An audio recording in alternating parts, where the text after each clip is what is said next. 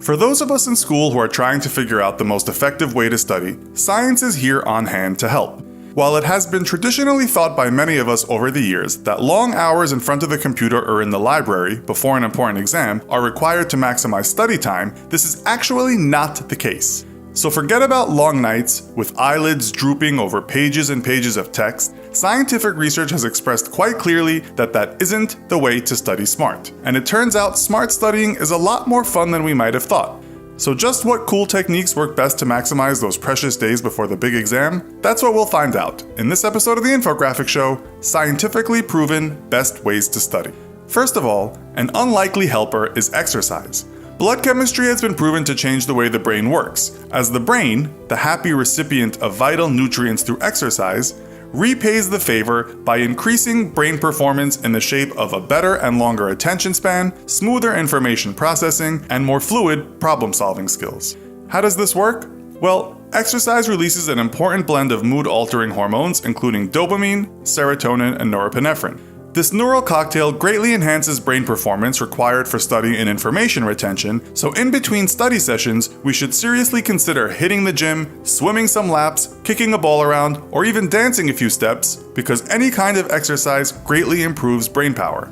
These exercise sessions also help to break up the study sessions, which is crucial to avoiding cramming, a scientifically disproven method. The problem with cramming is that overloaded information does not have a chance to enter the long-term memory.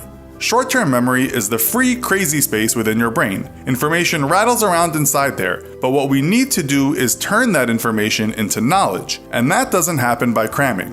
The transformation from short-term information into long-term knowledge occurs through repeated exposure to that information, retelling of that information, and reflection of that information. So if you learn about a topic, put down the book, and then hit the gym and reflect up on it, or talk to somebody else who has knowledge on the subject, and then you are far more likely to retain that short-term information and turn it into long-term knowledge. You must also vary your study program. Smart study isn't about just reading the material over and over and over again ad nauseum. Although this may seem like the easiest way, it is totally counterproductive. A 2010 study from Washington University compared the effectiveness of repeated testing over repeated studying and found that testing is far more effective than simply rereading. So in between short exercise and study sessions, why not test yourself now and again?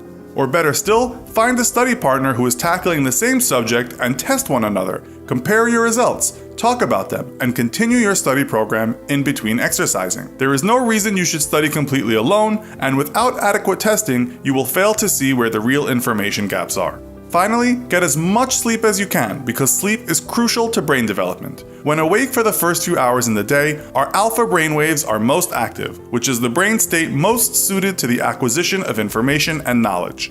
A good study program should not only include exercise, short intense study sessions, and social learning, it should also include a good night's sleep and perhaps, if your day allows it, a cheeky power nap in the afternoon. A nap in the daytime will give you 2 bursts of alpha brainwaves for one day's study, and the benefit of sleep doesn't end there. When you acquire information, brain cells grow new connections that reach out and connect with one another. Sleep helps these cells grow and connect. So if we think of our brain as a tree, sleep is like the Miracle-Gro, and while we sleep, all the tiny branches will grow and flourish. Conversely, all-night study sessions do not work, as our ability to process information is hindered by our restlessness, and the information overload is simply overbearing. Scientific research has shown that it can take up to 4 days for our brains to return back to normal after we've been awake for an entire night. We should also take breaks every hour and not work straight through. Study for an hour, do some exercise, speak to a study friend, and then return to the source material.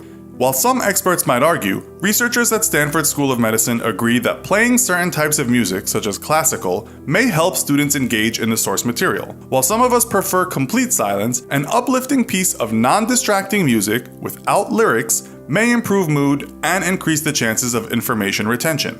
In active learning studies, some scholars have suggested that dopamine is the brain's save button, so some light, uplifting music, a favorite warm drink, and a box of cookies could also help us retain knowledge, as the brain, while in its reward mode, is more receptive to whatever stimuli is present, including that study material.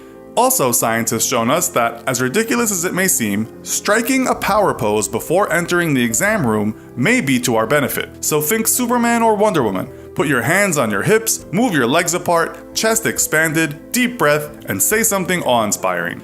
You may want to do this in private, like in the bathroom before a test, but this is completely your own choice. Although you may feel stupid and will probably look a bit odd, this posturing will reduce the stress hormone cortisol and increase testosterone, making you scientifically stronger and better prepared for that test. So, remember to take breaks, sleep, exercise, talk about your material with study pals, strike a pose, and you'll be as good as ready for that test. Are there other tried and true methods that we failed to mention? Let us know in the comments. Also, be sure to check out our other video called Private Schools versus Public Schools. Thanks for watching, and as always, don't forget to like, share, and subscribe. See you next time!